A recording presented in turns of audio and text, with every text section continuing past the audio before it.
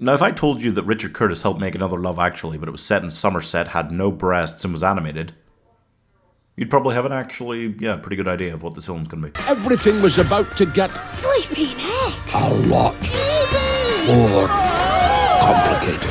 Faster! Get ready for That Christmas.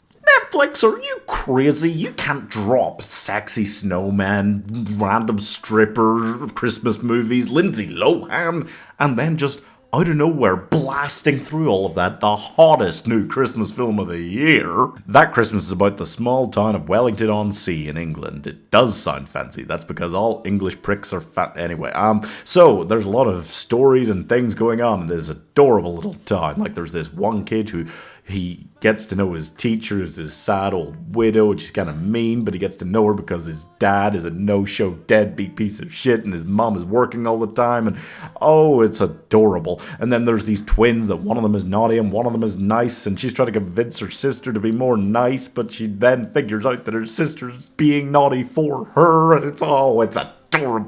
And then there's these kids that are being looked after by this teenager who doesn't like Christmas traditions, so she makes some new cookie ones for them because she's stuck looking after them while their parents are trapped trying to get back to them on Christmas Day, and it's adorable.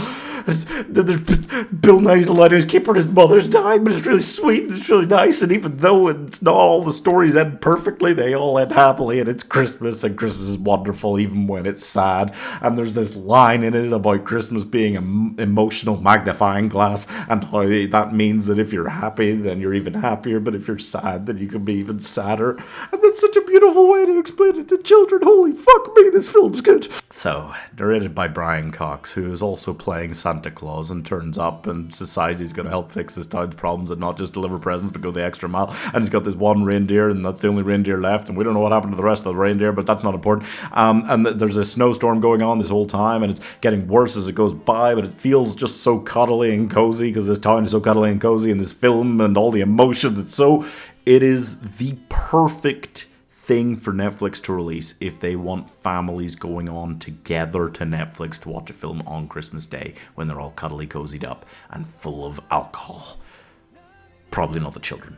Well, it's got a great cast of amazing British actors. It's got this incredible vibe to it. It just reminds you that even though Christmas isn't perfect, it's got something for everyone. And it can do something for everyone. Something that you might not even realize you need. Every story here is just perfect. The way they do kind of all come together. They're not quite as separated out as they are in Love Actually. There's a lot more just crossover. Like everyone kind of knows each other in this town. But that doesn't stop it just working and feeling like Love Actually. It manages to flick around these characters and bring their stories all together and tie them up with a ribbon on Christmas Day so beautifully. Oh, this film exhausted me. I saw this and Moana 2 on the same day. You think I was expecting this to be the better one?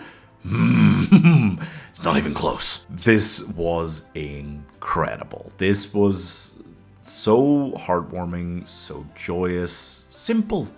It didn't overcomplicate things, but it's got this modern style of comedy to it. It's got just a bucket load of sweetness and joy.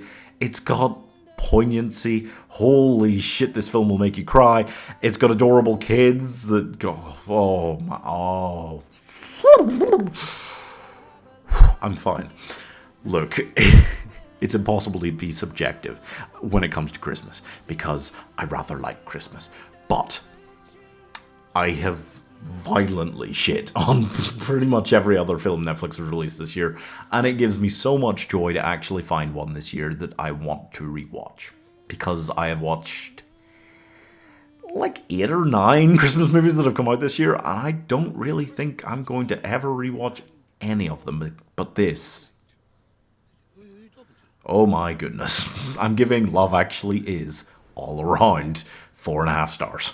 It's this perfect length. It's got so many great characters that I love. I love all of the stories in their own way. I'm gobsmacked. Nothing short of that. Please subscribe if you would like to find that one diamond in the rough every Christmas season that makes life worth living for just a little bit longer.